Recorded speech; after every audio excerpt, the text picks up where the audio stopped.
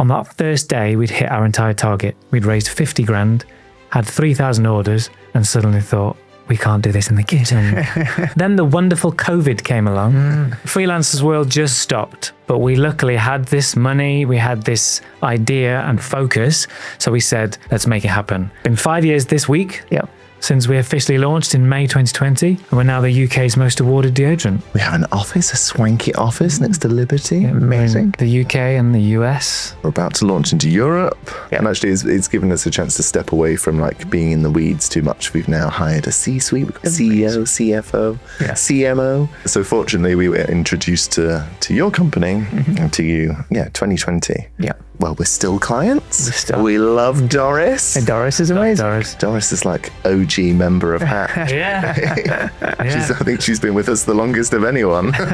What are you doing at the moment? Put it in a list. What can be either given to somebody else, not prioritized, or your focus for this month? So that sort of opened up who we needed to help. What was great in 2020 after we launched is that Vogue put us as the #1 deodorant, and then GQ, and then Esquire, and then Harper's Bazaar gave us the best deodorant award. So the press was really good. It just put us in that position. We have so much data on the customers, whether they like it or not, how much you're spending, when you're spending, the cycle of spending, how long you're going to be with us. And we're a subscription business as well, which is great. So we know every month we've got a guaranteed amount of revenue coming into the business. So numbers don't lie.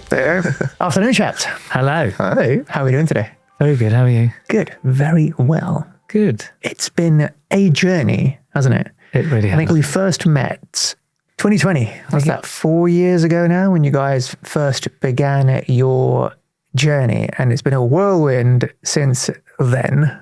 Yeah. So what I want to do on this conversation is just unpack a little bit of that. Yeah. You guys obviously didn't start out as entrepreneurs, started out as actors. So kind of starting out in terms of, what on earth possessed you to go down this road?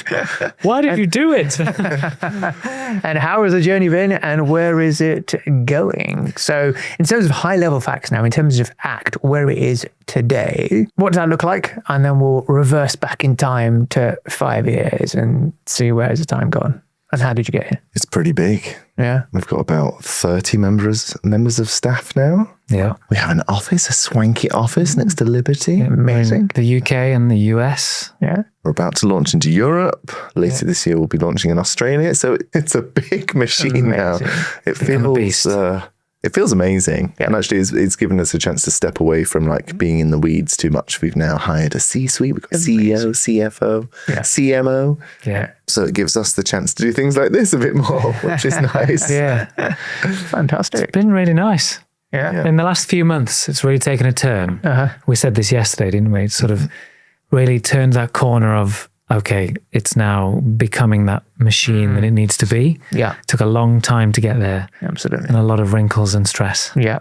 But it's finally Botoxed off. Yeah. Bit And numbers wise, if you can mention, where are you at with that? What can we say? Well, we can say what can you say? We're looking to hit around 20 million this year, between 2025. That would be nice. Yep. But over the next 5 years, we're VC backed now. We want to get to 100 million revenue. Love to get to some profit. Indeed. We're on track at the moment with all these projections. We've got a CEO who's been cracking the whip and tweaking the knobs, for want of a better word, to make it better. And it's it's just constantly going up at the moment. So touch wood. That's good. We're in a good place. Amazing. Let's go back in time now, shall we? Back to 2022. And I remember it was pandemic, right? And we had that conversation over Zoom and you guys came to us and needed help and said, we've got this product, we've got some Kickstarter funding and help, because you clearly didn't have a finance background. So how did it all start? Where did this idea come from? Let's kick off there. Well, we met in a show in the West End. We were in a show called Beautiful, the Carole King musical. That's where we met. We were in rehearsals. And just doing the show, you realise how sweaty it is. You're wearing like the same costume night after night. You're dancing under hot lights. You're racing. I think our dressing room was on the 5th floor. So any time between scenes, you need to do a costume change. You'd have run up 5 flights and then come back down to sing and dance. So it's a very sweaty profession. and particularly me. I was actually on stage at the London Palladium doing a show in 2013, and my co-star turned to me mid-show and just went, "Ed, you stink." Yep. Kicked off. Yeah. So that just, it kicked it off. And I was just getting so frustrated. I was throwing away t-shirts every few weeks. My costumes stank. Obviously, I was getting comments from colleagues. And so I decided I was going to figure it out. I'm going to make my own. No intention of starting a business whatsoever. This was not the plan where we are now. It was just purely to fix my own smelly issues. Okay. So I bought in some very simple ingredients in the kitchen, mixed them together, slapped them on my underarms, got a huge rash, and but I didn't smell as much as normal. So it just kind of, I was like, oh, there's something in this. Yeah. It became a bit of a hobby. Every week I'd make a new formulation in the kitchen, and it would be helping me out. We'd research, mix a few things together, write down our findings. And that was over 3 years, every week making something new until we had this amazing formulation that we were really happy with. And started giving it to friends and family and in casts and for Christmas presents because we were poor actors. We were like, "You've made a little package of something." But they started loving it and saying, "Can I buy some off you?" We increased the size of the pan, didn't we? And started filling up these tins in our kitchen and selling, I don't know, about £200 a month worth. And we were like, "Oh, that's a nice little sideline. We're making some money. Maybe we make this into something that we can put on Etsy." Yeah. Something to that level. And I was a photographer at the time as well, on the side of performing. So I said, let's brand it. We'll make it look like a brand. I froze. Branded it, we started giving it out. People wanted to buy it. I then photographed it. Whoa, I've literally gone off track completely here. I've not eaten, that's why. Caffeine's gone. You can cut this bit out. So then we we gave it out to our friends in the theatre, and they wanted to buy it from us. And we thought, oh, maybe there's a business here of some sort. We met up completely by chance with Sam Farmer, who owns a cosmetics brand for teenagers. Bumped into him in a pub because he's married to Caroline Quentin. Caroline was in a show with Andy Svansera. Yeah. That's the theatre world, darling. Nice. So we got chatting to him, and he was like, "I think you need a mentor. I've got this great person. Go and talk to her." Yeah. And she basically was like, "You need money. If you want to start a brand, you need money." Yeah. And we had no money because we were actors. Yeah. So we decided, let's do a Kickstarter campaign. She pulled a number out basically saying, you probably need about 12 grand to get this manufactured to a level that you need to kick off. Basically, we're like, cool. So that was our target. I think we raised it to 15, didn't we? Yeah. The target on the Kickstarter was 15 grand. Day one, we sent the campaign live, having given every single person in the West End a sample. Sent them a little note saying, if you could all just post about this on the day it goes live, that would be great. Yeah. They did.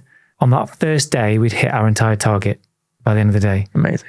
And by the end of the month, which was the whole campaign, we'd raised 50 grand, had 3,000 orders, and suddenly thought, we can't do this in the kitchen. So we had to start looking for factories, and it became a bit more of a, oh, this is serious. Then the wonderful COVID came along. I was playing Tony in West Side Story at the time. Ed was Billy Piper's assistant, weren't you? But freelancers world just stopped. Yeah. But we luckily had this money, we had this idea and focus. So we said, let's make it happen. Yeah. Let's pay our rent and do 9 to 5, figure out how to do this, which is the time we'd met you. That's right. And started speaking to everybody and figuring out how to do this. And we haven't left our laptop since. And it's been 5 years this week since we officially launched in May 2020. Wow. And we're now the UK's most awarded deodorant. Fantastic. Which is what a journey. Nuts. Yeah. So clearly you have learned a lot in that time about yourselves. Yes. You have transitioned from actors to entrepreneurs. Yeah. A little more. A spreadsheet is. And EBITDA. News before. Damn it. So let's talk, what were some of so early days, you need to find out how on earth to make this thing. So let's talk about that first, operations, and kind of your evolution in terms of how you grew as entrepreneurs, how you realized in terms of what's actually required to run a business, because I guess you had no clue, right? You come from the acting world. You don't know really about marketing and sales and pricing and leadership and operations and manufacturing and all these things. At first, you're wearing all hats. Yeah. So I think it'd be good for the audience to hear, right, where did you start out? What did you think you need to do? The things you focused on. And then as you got traction, the realization that we're doing all these ads, we need to then now learn about this and or get somebody else in to do that. It'd be good to kind of hear that story in terms of what happened to get you to this point. Well, what we do know how to do is put on a show.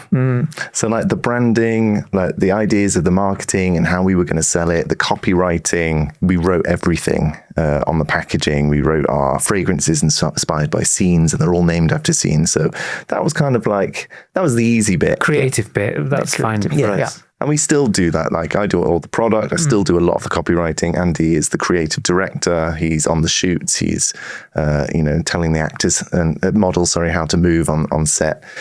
All of it is his vision. But yeah, going back then, you have to learn everything. There was only 2 of us in the business and we had no money to hire anybody. So we got books, and I'm not even kidding. Books and YouTube taught us how to do everything. We built the website ourselves.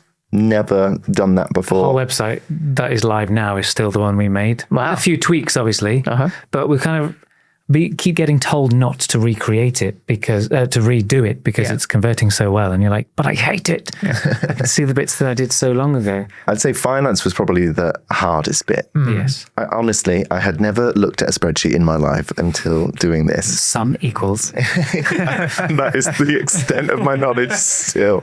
Equal sum. So having to figure out the cost of goods sold, like how much is it to actually make the product? And at that time we were purchasing every element of the packaging. So the tubes, the caps, the cartons, the factory that we worked with, they would purchase the raw materials, but you have to factor in all the labor costs. Yeah. I mean, that's quite an easy-ish exercise when it comes to finance because it is literally sum equals. You add it all up and there is the cost. And then you've got to figure out how much are we going to sell it for? It has to feel good in the market. Are people going to actually pay that much? Are we going to make enough profit on it to be able to pay for everything else in the business? Can we spend some on advertising? Is there little tweaks here? Because it was still our money at this time, wasn't it? We'd taken a business loan personally, so we were accountable for that.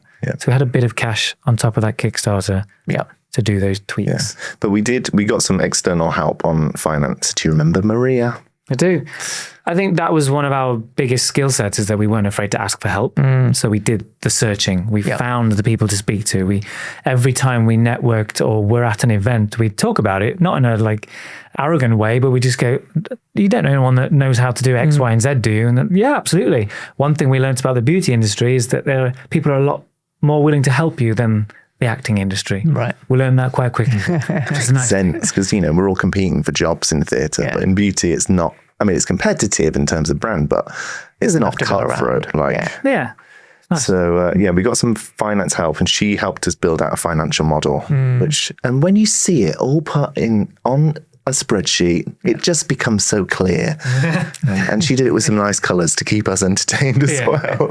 And we're like, okay, so this is what we've got to do. This is how a business functions. Like finance really is the core of the business. If that doesn't work, if you run out of cash, you ain't got a business anymore. So we understood that from very early on, that we need to make sure that our finances are in check. We had an accountant who wasn't great. Questionable. Yeah. I was doing more than him, and I think I understood it more than him. And I was like, this isn't right. So fortunately, we were introduced to your company, and to you, 2020. Yeah. And actually, we're still clients. We love Doris. And Doris is amazing. Doris. I passed Doris on to my other friends. You have indeed. I appreciate it. Yeah, Doris is like OG member of HAT.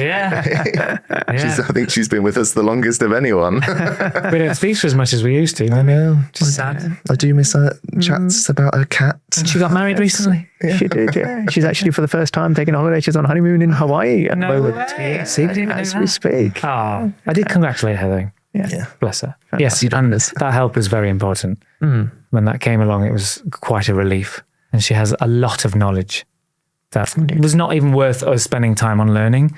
That's one thing we learned quite early on, is as long as we know the nuts and bolts of bits, you don't need to go into the absolute nitty-gritty of certain areas. Get the experts in when you can afford to. Absolutely. Even then, working with Doris, it was only about a year ago where I stepped away from the finance department. Like my role from the beginning of this was very much operations, supply chain, how we work as a business. Got a great filing system. He loves a Google Drive and a spreadsheet, this one. And the finances, I was paying the invoices every Friday, and I was constantly on calls with Doris, and like, she really helped me learn like all about finance in a business. Still don't know what EBITDA stands for. But It's just a word now. That's the word. Important things.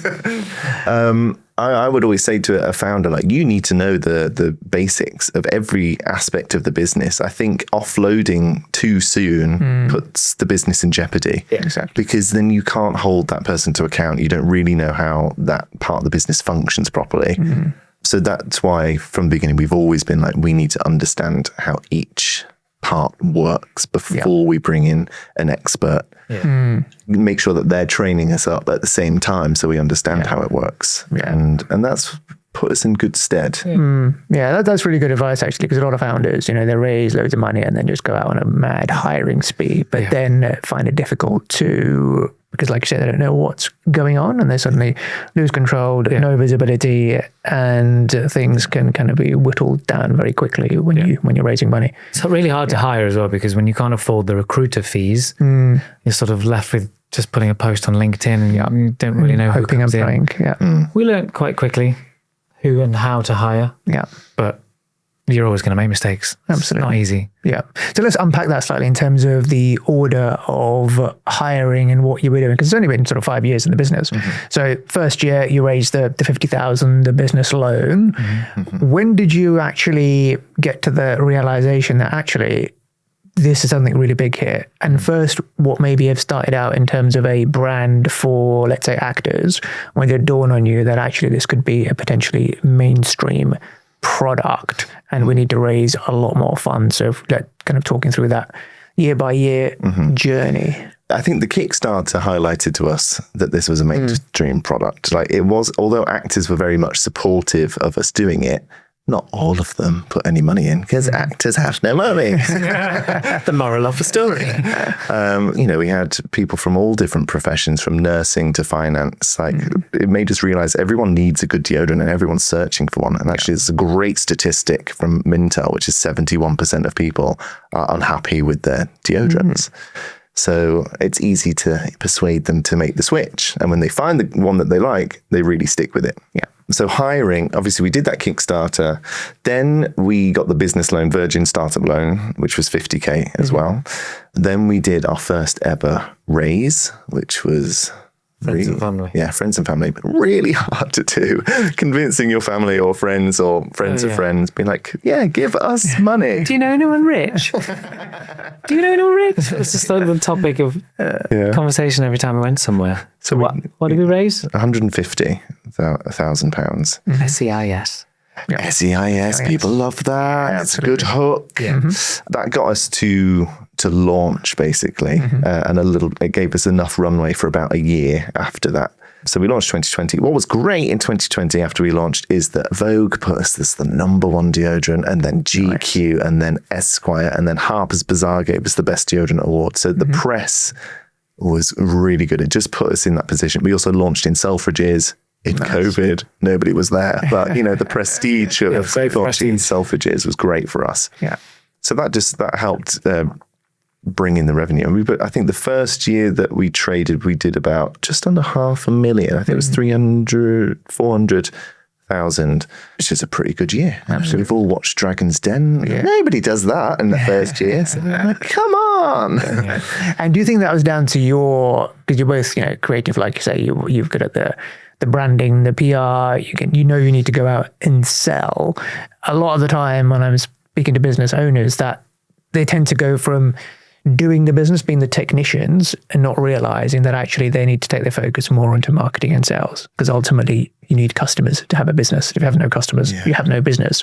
So I'm guessing you were at the forefront of marketing, getting the brand out there. Was that deliberate, or that kind of fell nicely into your skill set and you knew you had to get sort of found visibility? Found that marketing was within my brain. Because the idea of gifting products to everyone in the West End, we literally turned our living room wall into a massive calendar. This is the date we're going to do a drop. This is the date we'll film X, Y, and Z. We'll DM them here to remind them. Then it goes live, and all the emails were lined up, all of the paraphernalia that they got and who we were speaking to. It became exciting, and it was like, that makes absolute sense to use your community. Community is a huge piece of marketing. Yes. And up until recently, brand and marketing has been it's been my remit until we hired a CMO very recently. And I think you've either got that skill set or you don't, kind of understanding how and what people want to see. And the hard bit is the performance marketing that you have to get the experts in. Yeah. I tried to learn how to do it. Setting up Facebook ads, I don't even want to go there. Tried, but it's a real science. Yeah. So again, as long as you know, we learned what was working asset wise and what visuals would be good, and that there are certain lines that people were, lines of text that people were latching onto. So we just kind of expanded on that, didn't we? I think we realized early on that we were quite a good selling point for the brand. I mean, the story's very niche and very different to actors that have launched a deodorant. Like, it's pretty weird, but people seem to love that. And so we put ourselves more into the adverts, and we spoke really directly to the customer. We make films all the time. Even on some customer service, we do video responses back in the day. I think people were invested in us, whether the product was, the product is good, so that helped, but they liked the fact that they were backing two real people, and it wasn't some marketing experts that had found a niche in the market and created a brand to sell to people. And that's still very much the same today. We are front and center of this brand. Our CEO is get out there, go and speak to everybody. Absolutely. And we're still not creating and releasing stuff for the sake of growing a business.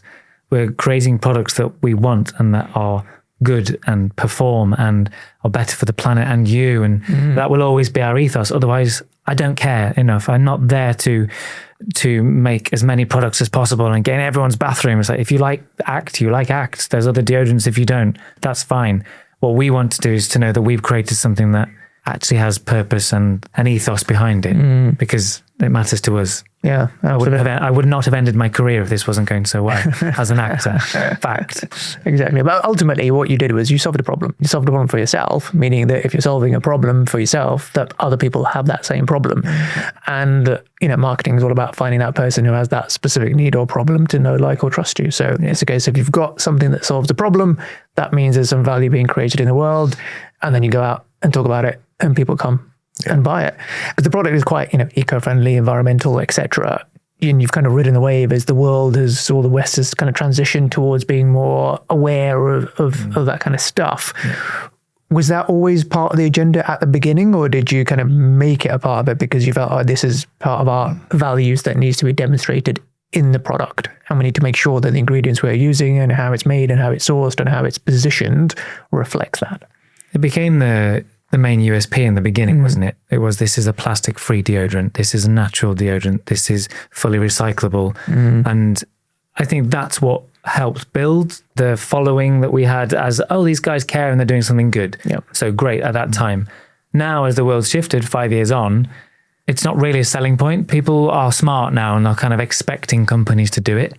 And so, I don't think we've purposefully changed it, but we've sort of naturally moved with the times of, we are a deodorant that works, that happens to be plastic-free, recyclable, and natural. Yep. So it's more the foundation of what we're doing. And I think that's what people start to lift the hood and go, oh, that's a nice product. Oh, let me just check the ingredients list, or let me check where it's sourced from. Where is it made?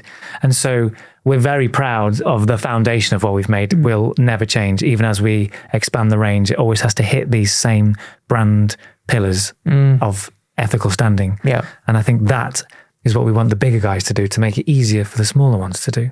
Just even our little cap that no one else did originally. We were the first people to do a small aluminium cap, so the whole thing was recyclable. As soon as it's finished, chuck it in the recycling like a Coke can. That was a nightmare to get together. And it's a fiddly little thing. We know it's not ideal. We know it's not ideal, but I was determined to not put plastic out there because that little cap is in a turtle's mouth somewhere. Absolutely. Not interested in that. Thank you very much. Yeah. No. It's always the turtle is eating things, isn't it? Turtle straws in their nose, because that one image I think they've all seen of a turtle having a straw pulled out of his nose. Yeah. No, that is a starting point. My wife is very much into low tox living, plastic free, all this kind of stuff. And she actually bought the product for me a few months ago, and it kind of sat in the drawer for a while. And then I realized actually I should start using this thing, and turned out to be Yeah. 5 years. It's a new concept. We get it. We get it. Been It's not, seeing us grow. You should be like, maybe there's something in this there. must be good. Let's try it. It's not your regular deodorant. We know that. No. And it's those people that are struggling with their deodorant. If they're really struggling, they'll try anything. We know that. And it's, for those that don't know, it is a moisturizer heart. So you apply it like a moisturizer. Bit weird to think about using your fingers. Yeah. But once you do it and realize it works, you kind of go, oh yeah. You put it on once a day once you've cleaned your armpits. Yeah. It's just new. Exactly. So, yeah. And nowadays where you hear about the effects of plastic, just the other day I was listening to a podcast to say that some of us are consuming the equivalent of a credit card's worth of plastic every single week. Oh my God. Everything, food, wrappers, everything is in plastic, and we're consuming that stuff. And to think what it's doing to us, and there is cancer and stuff. Yeah. And so I guess, this, and our skin is the largest organ in our body, right? And so thinking about that when you're applying deodorant, aerosols, etc. We always said in the very beginning, if you wouldn't put it on your face, why would you put it on your armpits? Because that's the most sensitive part of the body. That was a very early message of ours, wasn't it? Yeah. Forgot about that. Yeah. But aerosols are now the biggest polluter of air in the UK. Above cars. Vehicles. That's Crazy. insane. Why are they allowed to be sold? I don't get it. But again, that goes back to, we've done the work so the consumer can be greener. It's hard to expect everyone to know, you've got to separate that item because it's 5 different elements, put it in your different bins because every borough and village has a different way of recycling. It's really difficult to be green. Yeah. We know that. And that's why people just sometimes go, sod that, chuck it in the bin. Which is not cool. But if we, the people making the stuff, make it easier, there's no issue. So Exactly. we need everybody else to start doing that. Yeah, and I guess that's part of your marketing in terms of, most of the people, if people were aware, they would, but I guess people just aren't aware because we get hit with so much information on a daily basis. Greenwashing is a big thing. Exactly. So the education piece, this thing about, how kind of visual analogies, like this thing I heard on a podcast, a credit card's worth of plastic. Like you can see a credit card, you can see how much plastic that is, and someone is telling you you're eating that in a week, and that makes you then think and change behavior, which I guess you could do a similar thing, find something to talk about. I'm very proud Aerosols, as a business. We've never put a single piece of plastic. We've never sold a single piece of plastic to anyone. And even with our suppliers, we tell them not to use plastic tape. We don't wrap anything in plastic. It's all wrapped in tissue. So that feels good. Don't get me wrong, we could have released the brand probably 2 years earlier if we hadn't been stuck to that. So I understand why people go down that easy route, but what's the point at the end of the day? Exactly. One life. Look after yourselves. Absolutely. All right. Well, let's kind of move on to going back to, so year 1, 300,000-400,000, you raised X amount. Year 2, that when sort of hiring started? Our first hire was in 2020, and that was a marketing hire. Okay. We had a few freelancers, didn't we? Mm-hmm. We were doing the sort of, we need someone to help us with a marketing plan. But we hired a marketing person. Yeah. Because there's so much to do in marketing. There's emails, there's social, there's making videos, there's editing videos, there's ads, and it's relentless. So we needed help on that. And then stepping into 2021. Because you're really testing our knowledge now. Think about it. We did another raise. We did a VC raise, which... Was that 21? Yeah. Which was a very complicated and a very difficult time for us because we had raised the money, we signed all the legal agreements, and the money didn't come. 20% of it came. Yeah. And then we just heard nothing. Wow. We were promised 1.5 million. And so that was really difficult. It put us into massive cash flow issues. We had just hired an operations person. And literally the week after, we were like, we don't know if this business is going to survive the next few months. But as actors, we're pretty resilient. Yep. Like, we faced rejection. We've lived off nothing and made stuff happen. So then we did a crowdfund. We did it with Cedars, which is now called Republic, I think. because we'd done a crowdfund before. We did the Kickstarter. We were like, we can do this again, and we can do it for equity. It was the only option at this time because of what had happened. We were literally days from saying we need to end this or use our community. So that's why we went to a bigger offering to say you can now own a part of this company to our customer base as well as the theatre community. It worked very well. Yeah, so that was a lot of preparation. We didn't hire anybody in that time, obviously, because we had no money. But we ended up raising about 1.2 million from this crowdfund. I think we had about over 1,000 investors, which is pretty unheard of on Cedars. But that's because we rallied the community again. We went back out to the West End, and this time we were like, "You love it? Yeah, put in 50 quid." Like, eat 20 quid, anything, please. But some people put in a lot more, like 5, 10K. And we were like, oh my God, this is incredible. Yeah. Just the sheer volume of people putting in small amounts really got us through. And that's also when we met our now CEO. So he came on as an angel investor during that time and then became a bit of an advisor. So we'd meet up with him every week. He gave us so much time. Yeah. And suddenly... he was loving it so much, and we could see that. And he said to us, guys, just want to let you know, we gave him access to our data, didn't we? Like the sort of the ad spend and where things were moving. He went, I'm just going to do a little bit of this, and this is what should come out on a spreadsheet. And we were like, we're terrified of spending money. We were really conservative. He went, just turn that dial up on spend and you'll see this happen. We did it, and it did it. And it was kind of mind-blowing. Yeah. And so from that point, he was over-advising, shall we say. He was really invested at that point. We were always on the defense, having no money in the business.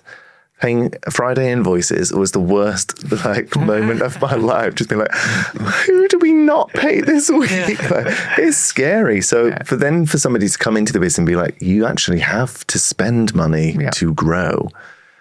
And I was like, you just need to, I would close my eyes and be like, you do it, see what happens. And we did. That's pretty much when we saw this great growth in the company. Like, we started spending on Meta.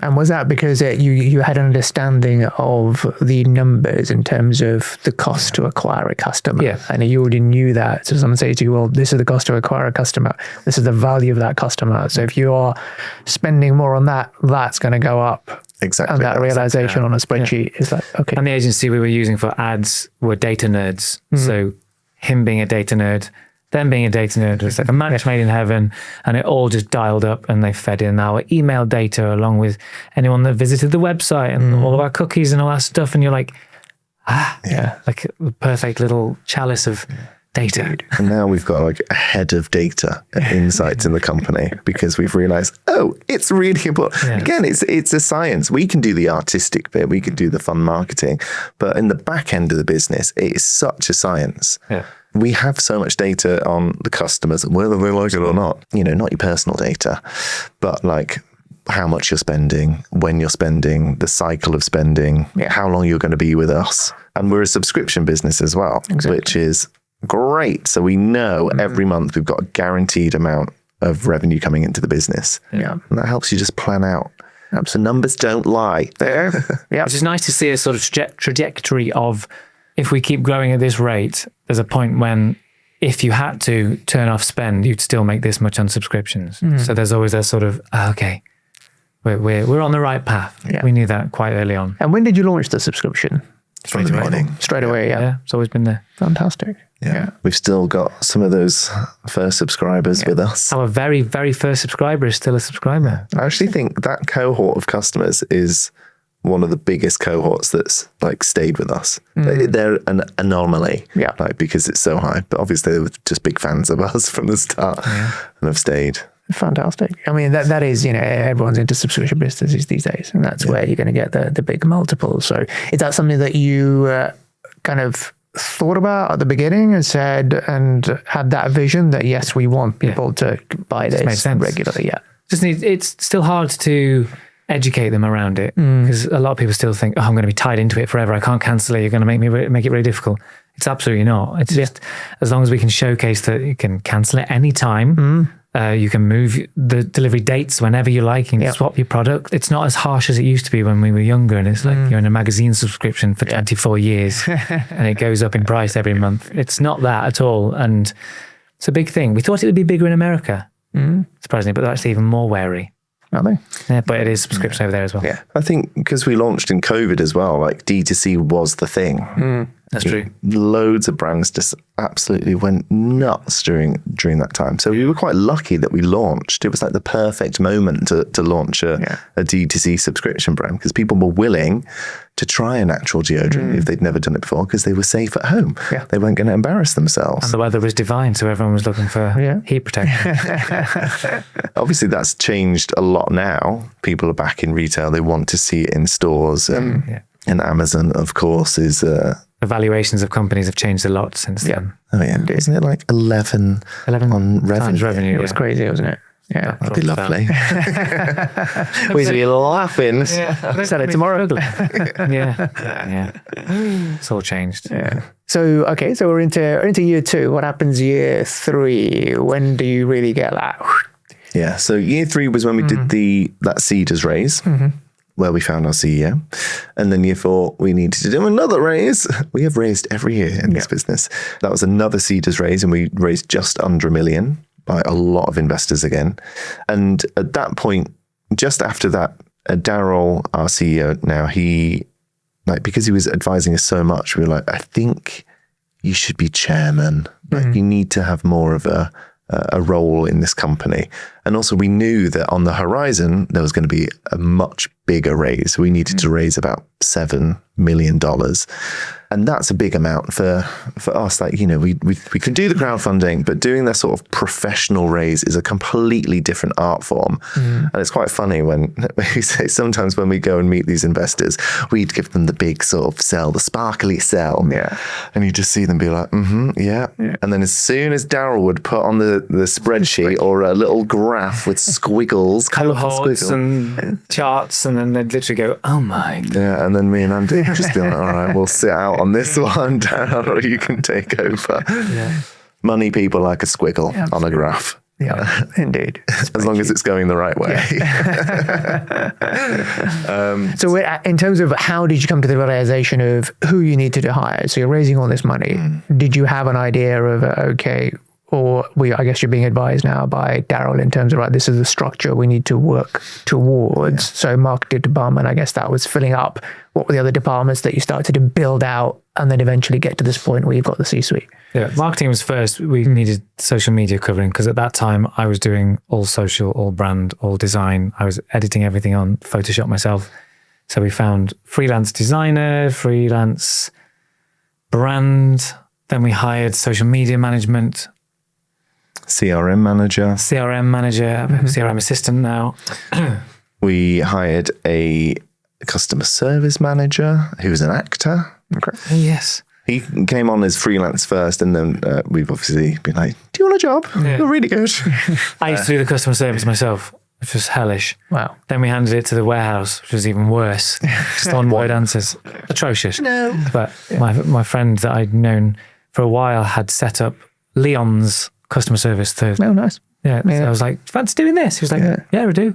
He's now built out a team of actors. So it's great. You know, if you're an actor and you need a job, get in touch. And we give them the flexibility so they can go to auditions. They just need to make sure that their shift is covered. So it's very flexible. And they seem to really enjoy that. And actors, oh my God, they're some of the best people ever. They will never give a one-word answer. They are desperate to please. They want the applause. So they're just perfect. Our customer service rating is extraordinary. And the feedback we get from the customers being like, I am mind blown how well you manage this issue. Which is fantastic. So really, like the hiring, it wasn't C-suite. It was all sort of management level, junior level. Yeah, we used to sit together, didn't we? Probably every 6 months to a year, we'd be extremely stressed, sort of overwhelmed, and we'd have to sit down and go, right, what are you doing at the moment? Let's put it in a list. What can be either given to somebody else, not prioritized, or your focus for this month? So that sort of opened up who we needed to help. And that started the conversation of, can we get this person in? Can we get that person in? Yeah, Exactly. So it's only been since the raise that we did, 7 million. Thank you very much, Felix Capital. You can Google them. That was last summer. That's really good advice, actually, just to pick up on that point, because a lot of founders, entrepreneurs think they need to, go straight in for someone really high level and experienced. But I think what you did was the right way with hindsight. It's about buying back your time, about thinking about you're wearing all these hats, having a look at what you are doing and what are the low level tasks that you can get somebody else to do, because your time is a lot more valuable. Yes. And if you had more time to spend on your areas of genius, i.e. brand, marketing, PR, getting the product out in the world, you can only do that if you can take something off your plate and give it to somebody else that they can do. Absolutely. But to caveat that, we always said we never wanted to be the top of the company because we were always learning ourselves. So yes, we had the roles that would take those things that we shouldn't be doing. But I think it was around that time that we got to the point of, we feel like we're the top of the company, but we can't lead because we're learning. So we had to then find someone like Daryl and other experts and advisors, that's what I'm looking for, that helped us get to different places so that we didn't feel like the pressure was on us, because the pressure was on all the time. Yeah. And that's when we brought in some fractional people. So we brought in a fractional CTO, Chief Technology Officer, to manage doing the website and the back end and the subscription back end, because we had a lot of things that weren't fixed. There was I was building landing pages and not okay. And he's been great. Yes. Love you, Brett. And also planning to do a big fundraise, you need to get your checks and balances in order. So we had to bring in a HR person to make sure that we had the correct policies in place. Otherwise, going through that due diligence process with a big investor would be, it is a nightmare anyway, but it would be even worse. Yeah. So you just got to make sure you've got a really great package to present to them. We've done this, everything's in order, everybody's contract is correct. So we brought in someone, and she's been phenomenal as well. She's still with us. So you start bringing in the fractionals, you have to spend a bit more money. HR, and then, what's next? We also we've brought in some agencies. So we brought in supply chain and operations agency. He was the ex-COO of Hotel Chocolat. Hotel Chocolat. Nice. And that was to launch this in America as well. We launched in America. Forgot to say that. That's over a year ago now. Launched there. Yeah. How's that going then? Phenomenal. Yeah. It's over half the revenue already now. Wow. Yeah. In a year. Within a year. It's a huge marketplace. Love it. They love it. Yeah. They get it. The natural deodorant world over there is huge anyway. Okay. So they get it. They don't really care about the plastic-free side of things. So again, if you've done it for them, it's easier. Yeah. We don't have to wave that flag and say we're super green, but there are certain people that search for it. And what was your strategy to kind of break through? Same again. So I went on holiday. Okay. I went on holiday to New York in the May before we launched, and I met up with one of our investors just for a beer, and he said, "You guys need to be here. The product will do so well." And I just got talking to him, and my marketing brain went crazy, and I got so excited. And I came back to Ed and Darren and went, "We have to launch in America. Yeah. We must. We could do this. We could do that. We could do this." And they were like, "Oh God, don't do it," because everyone tells you not to do it, especially at the size we were. People just say brands go to America to die. That's the phrase. Spend so much money and then you don't see the conversion and you're dead. There's so much competition there. But we have a special source of contacting the creatives hitting Broadway, the creatives in LA, the makeup artists, the performers all across America. So we hit East Coast and West Coast by gifting them product again before launch. So they knew about it. Yeah. Then we went live. And it all went hunky-dory. I had a wonderful, we still have now the PR team in America. She's got all the makeup artists in the palm of her hand. They love her. She's like mother hen. So to get it into that crowd has got it into the hands of Cynthia Erivo on the Wicked movie, and Florence Pugh's now wearing it. But then through Broadway, I've now got it in the hands of Nicole Scherzinger, and they love it. And it just, people now talk about their deodorant in shows, and they're like, "What are you wearing today? Because it smells great." One of the best ones, Taylor Swift and Beyonce's backing dancers used it on the past 2 tours. How could I forget? And that's because I'd met one of the dancers at a wedding. Random. Sat next to her. Yeah. I was like, "Oh, I used to be an actor. I have a deodorant company now." She said, "Oh, cool. I'm a dancer." I was like, "Oh, nice." doing anything now? She said, yeah, I'm on tour. I said, oh, lovely. Thinking it was just, I don't know, some dance show somewhere. She went, yeah, I'm on tour with Taylor Swift. And her sister was Beyonce Chance Captain. So I was like, cool, we need to talk. And just, again, I was networking and meeting people and just saying, this is great, go and try it. I'm not going to force you to post about it. You don't have to try it or love it. Just let us know if you do. And 9 times out of 10, they are literally in. And the words they say are, we're obsessed. Quote. Fantastic. So that is phenomenal feedback for a deodorant. Yeah. exactly. Exactly. It really works. Yeah, we would not have done this if it didn't. Yeah. I don't care enough about that stuff. I just want to get a good product out there. Fantastic. All right. Well, let's to kind of take us into the final straight. The future. What does the future hold? Where do you go from here? What is the what is the vision? Well, we're totally in scale-up stage now. I wouldn't call us a startup anymore. The foundations are in place. Like we know how it works. We understand the data. We've got, you'd love it, gorgeous data models. I don't look at it anymore. We get told things now. It's quite nice. Yeah, we've got big teams and that team is growing. So we're looking to hire at least another 15 people this year into next year. I mean, we've just hired a CCO in New York, but he'll be global sales. So we're launching in Europe next month. Nice. Setting up the distributions because Europe's obviously been a tricky one. Yeah, so we've set up a little a sister company there. We've got a sister company in America. Are we setting one up in Australia? No. No, but we are launching in Australia as well at the end of this year. Yeah. And manufacturing is in? UK. UK still. Not far from you, actually. I think you're Southampton, right? We are indeed. It's all in Portsmouth. Yeah, not too far. It's outside of. South Coast. South Coast, all the same. We're growing Outside M25. Yeah, for a northerner. down there. We're growing the range. We are trying to slowly do retail. We don't want to rush that because we're not quite ready. But the things that are coming in are nice. We're really hitting all the indies across America, doing really well for us. Yeah. Growing the range, the team.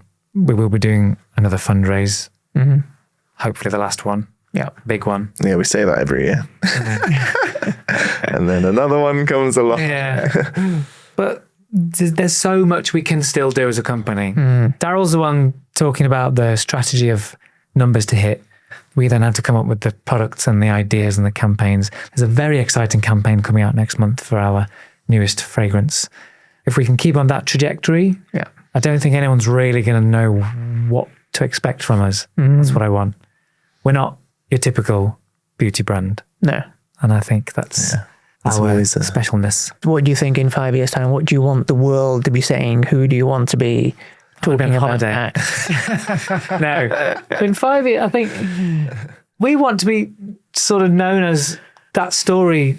These guys did good, essentially. We haven't sold out in any way. We hopefully haven't messed it up by that point. I think one of the sort of bigger missions for ACT is that we want to highlight that people that have an arts education are important too. Yeah. It's not just science and maths. Obviously, finance, you'll say this. It is important. Yeah. We can learn it.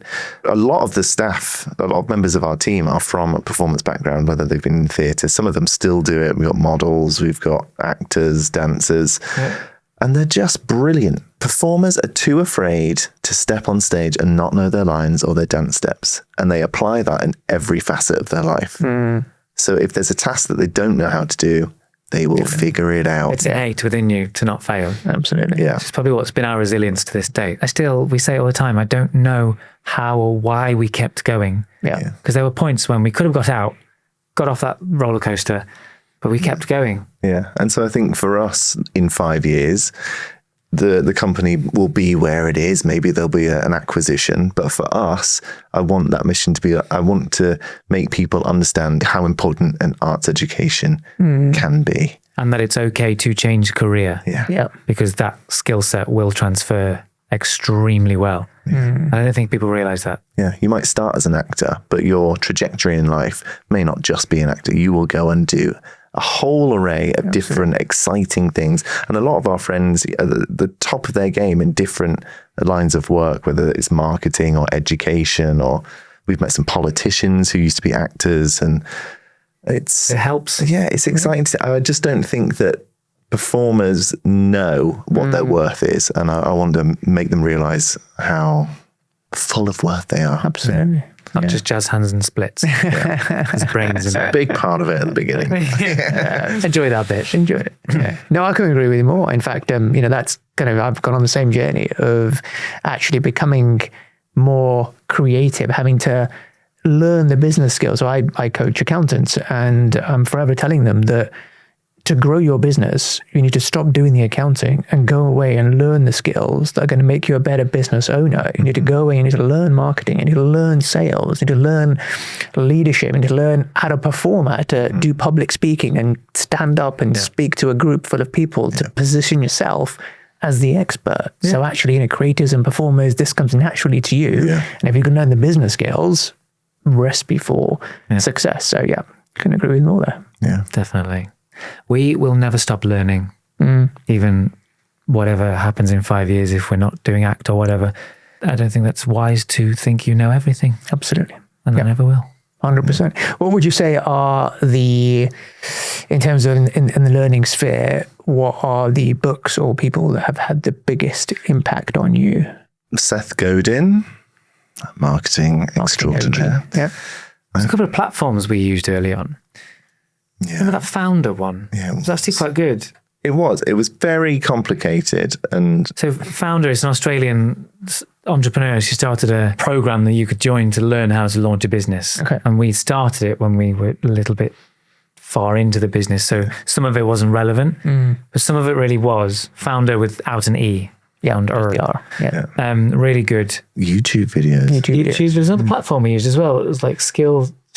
Skillshare. That was fantastic for signing up and finding how do I set up Facebook ads? Yeah. How do I use Photoshop to make videos? Editing videos and stuff like that. Yeah. All of that stuff. But also like one-to-ones with people. People love to talk about themselves. Yeah. So if you invite them for a chance to talk about themselves, usually they will say yes. Yeah. If you kind of pitch it too much as like, I want to get something out of you, they'll be on the defense. But if it's just hey, I'm changing career, I want to see if this is the right thing for me, it'd be lovely to take you for a coffee and a cake and just see if it's something I want to get into, they're more open to it. But if it's like, give me a job, come for a coffee and give me a job, or change my life for me, then they're like, absolutely not. Yeah. So it's, we're always very open to speaking to everybody to learn as much as we could from them. Yeah. When we started, there wasn't much out there in terms of, for example, Ben Francis' story from Gymshark. That wasn't really forefront anywhere. So that's why we try and share as much as we can as well, because hopefully other people then see, oh, I can do that as well. We didn't really have like a set place to go. You really had to search for the knowledge and download those videos or PDFs that people make you buy for $11.99, all of that stuff. But I got some of those. yeah, God, yeah. The templates that you use, I think I'd printed out marketing plans and all sorts, just to be like, I know the basics, but that's now innate because I've looked at it. Exactly. And now we've got AI and YouTube Premium. There is no excuse, right? You can learn anything. AI wasn't around at all when we started, was it? No. Exactly. That's crazy, actually. God, we're old. I've never used it. ChatGPT to learn something, but I'm definitely going to do that. How should I do this? Phenomenal. It's going to change my life. Templates, everything. It works. Really? Yeah. I'd use it for a lot of my marketing these days. Yes. Yeah. Because it can write, and now you can pump it with like everything you've ever done. So I can give it copy my book, my webinars, my podcast. So when I ask it to create emails and social copy, it does it in my voice, and you can't tell it apart. It doesn't sound like a robot. It sounds like me because it's got my words. It's scarily good these days. It's terrifying, isn't it? Yes. Good. But we're bringing to an end there. So it's been fantastic hearing your journey. Awesome. Congrats for what you've achieved. Thank you. It's been a phenomenal ride for you, and seeing you guys go from, our conversation back in 2020 to where you are today. Hats off to you. Thank you for sharing everything you have shared today, and all the best in the future for you both and for ACT. Thank you so much. Nice Thank to see you. And thank you, Doris. Thanks, Doris. Ciao to Doris.